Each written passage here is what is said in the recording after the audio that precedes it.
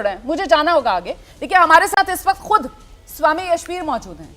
ये महंत हैं योग साधना आश्रम के। स्वामी जी हमारे साथ हैं, तो जरा ले आइए स्क्रीन पर।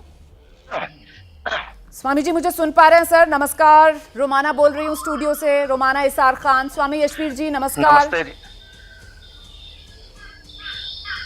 नमस्कार जी, आपका बहुत बहुत धन्यवाद। स्वामी यशवीर जी क्या हैं आप, ये बताइए देश को, आप क्या हैं स्वामी यशवीर जी? आप कौन हैं? है जी, आप क्या हैं सर, आप कौन हैं बताइए ना। अच्छा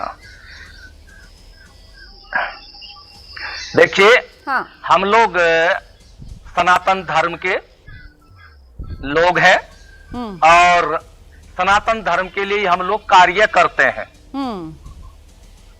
तो सर सनातन तो धर्म बस के लिए यही हमारा परिचय कहा है। जाता है कि देश के संविधान को अपने हाथ में ले लो, देश की कानून व्यवस्था का मजाक बना दो। जो सनातन धर्म का पालन करता है उसे ये सिखाया जाता है क्या?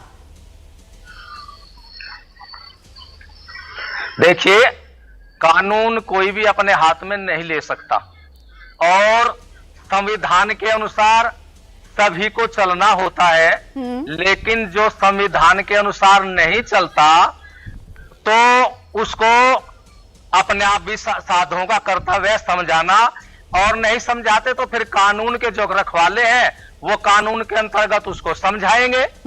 तो सर फिर कानून क्यों हाथ में लिया आपके लोगों ने कि स्वामी यशवीर जी इतनी अच्छी अच्छी बातें कर रहे हैं, इतना ज्ञान दे रहे हैं, नहीं फिर क्यों पंडित जी ढाबे पर गए और वहां पर जाकर कपड़े उतरवा दिए आपके लोगों के धर्म जानने के लिए? क्यों किया ऐसा? ठीक है, इसका उत्तर हम देते हैं और शांति रूप में आप पहले हमारी बात सुनना जी। देखिए, कावड़ यात्रा प्रारंभ होने के लिए जा रही है। हाँ जी।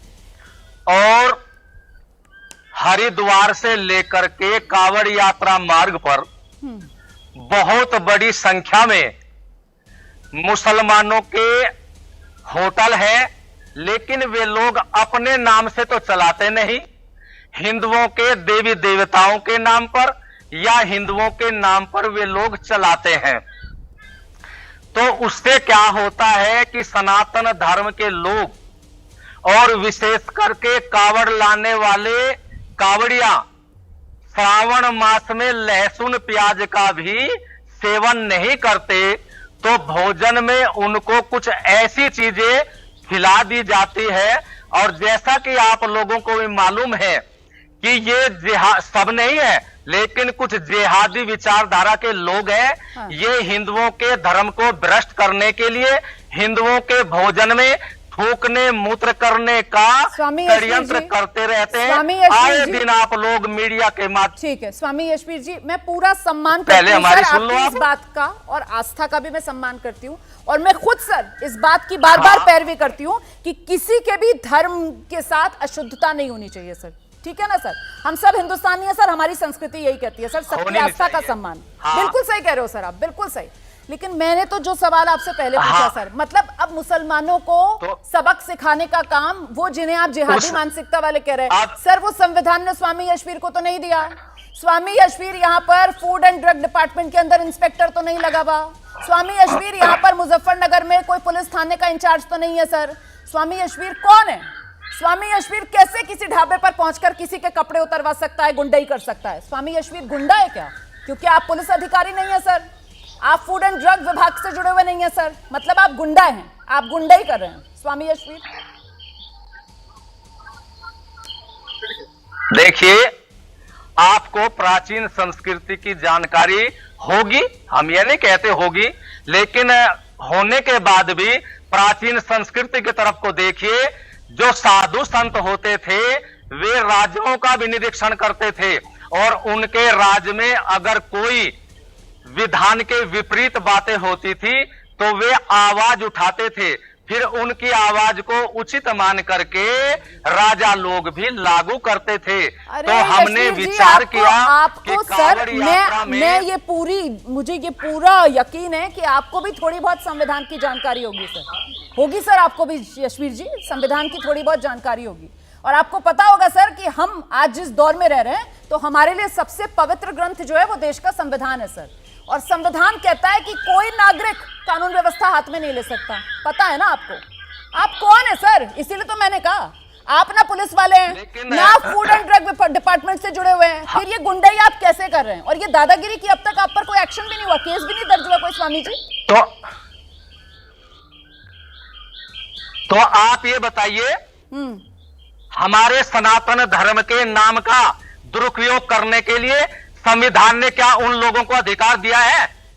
वो अपना नाम लिखे, लेकिन हमारे देवी देवताओं का नाम क्यों लिखते हैं? सही क्या बात है। आपने उनसे पूछा है? नहीं, आप ही से बात कर रही हूँ ना अभी तो। ये बताइए, और यदि आपकी कोई- आपत्ति वाजिब है, लेकिन जाइए ना थाने में शिकायत कीजिए। पुलिस पर भरोसा नहीं है यूपी में? हाँ, यूपी में पुलिस पर भरोसा नहीं है क्या? कौन है स्वामी यशवीर? खुद देखिए- गुंडाई करेंगे? कौन है? नहीं हमने कौन है आप? हम अरे हम आपको शिकायत एक है, तो आप जाके अपनी- पुलिस में कीजिए। एक तो अपनी आप भाषा कौन है का किसी के कपड़े उतरवा देंगे? कौन है आप? हाँ तो आप एक तो आप शालीनता से बात करिए, जी ये ध्यान रखें। ठीक है। आप साधु से बात कर रहे हो, हाँ। ये नहीं है कि अपनी मुखारबिन से किसी भी शब्द का आप लोग प्रयोग करें। अगर आपके लिए प्रयोग हो जाए फिर आप बुरा मानेंगे, मैं तो इसलिए सवाल हमारे पूछ रही हूँ शास्त्रों कि में कौन आता है है स्वामी जी? हमें दूसरे के साथ में यशवीर ऐसा जी कौन है? मैं तो ये पूछ रही हूँ कौन है? तो फिर आराम से पूछिए ना। तो यही तो पूछ रही हूँ सर, कौन है आप? संविधान ने तो अधिकार तो नहीं फिर दिया। आराम से पूछिए। हाँ तो फटकार की भाषा से क्यों पूछ रहे हैं आप? हम उत्तर दे रहे हैं, आपको उसी तरफ लेकर के चल रहे हैं। तो आपने उनसे ये नहीं पूछा कि दूसरे धर्म के लोगों का नाम का दुरुपयोग करने का आपको किसने अधिकार दिया? और अधिनियम 2006 में ये नियम बनाया कि कोई भी खाद्य पदार्थ की दुकान चलाने वाला अपना नाम ऐसी जगह पर लिखेगा जहां सर, पर सबकी दृष्टि पड़े। स्वामी जी और यदि अपना नाम मेरी सुनते स्वामी जी, हाँ, आपके मेरी पास बहुत जानकारी है, बस इतना भी हाँ, बता तो दीजिए कि वो कर्मचारी जिसके कपड़े उतरवा रहे थे उसका नाम पता चल गया ना सर? क्या नाम था उसका? अगर मैं गलत नहीं हूं उसका नाम गोपाल है। गोपाल था ना सर? देखिए, गोपाल था ना उसका जिसके जबरदस्ती नहीं। कपड़े उतरवाए? नहीं मैं ही बता। देखिए, वहां पर राष्ट्रीय स्तर की मीडिया थी, कैमरे लगे हुए थे। यदि इस प्रकार की घटना होती तो मीडिया वाले इस घटना को जरूर चलाते। चला ना सर, तभी तो यहाँ पर बैठकर डिबेट कर रहे हैं। ये आप तो सर सुर्खियों में आ गए, आप तो फेमस हो गए सर। हाँ, देश दुनिया आपको जान गई सर, क्योंकि इसीलिए तो मैं कह रही हूँ कौन है स्वामी यशवीर? मतलब आप पुलिस वाले तो हैं नहीं, देखिए आप फूड ड्रग डिपार्टमेंट में नहीं है, लेकिन फिर भी जिस तरीके से पूरी बिना मीडिया के डर के, वरना तो लोग सर लिहाज कर लेते हैं, कैमरे से ही लोग डर जाते हैं।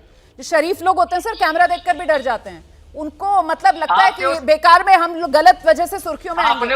यहाँ आपने पंडित जी ढाबे में जाकर सर वो कर्मचारी का नाम भी गोपाल है जिसके कपड़े आप लोग उतरवाने लगे। अरे मैंने क्या कहा है कि वहां किसी के कपड़े नहीं उतरे, हाँ। और न मारपीट हुई। ये केवल अपने बचाव के लिए दुष्प्रचार किया है। वहां पर राष्ट्रीय स्तर की मीडिया थी। यदि इस तरह की घटना होती उनके कैमरे में आती, और उनके पास अगर वीडियो हो तो उनसे पूछो, वीडियो दिखाओ।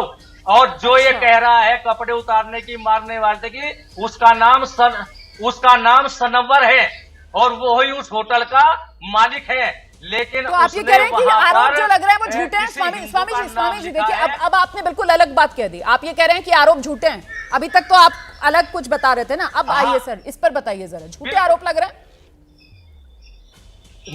नहीं, बिल्कुल आरोप झूठे हैं जो उसने लगाए। वहां किसी की भी पैंट नहीं उतारी गई।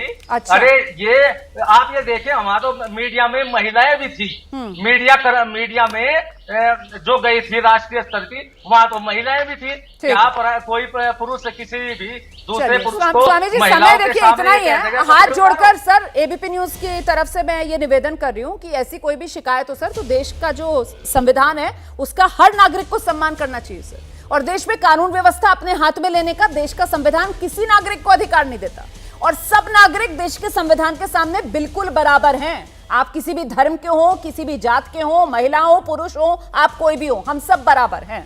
तो निवेदन यह है कि ऐसी कोई भी किसी को आपत्ति है तो जाइए, हर जगह पुलिस थाने हैं, वहां जाकर शिकायत दर्ज करवाइए। देश की कानून व्यवस्था को अपने हाथ में मत लीजिए और देश के संविधान का मजाक मत बनाइए।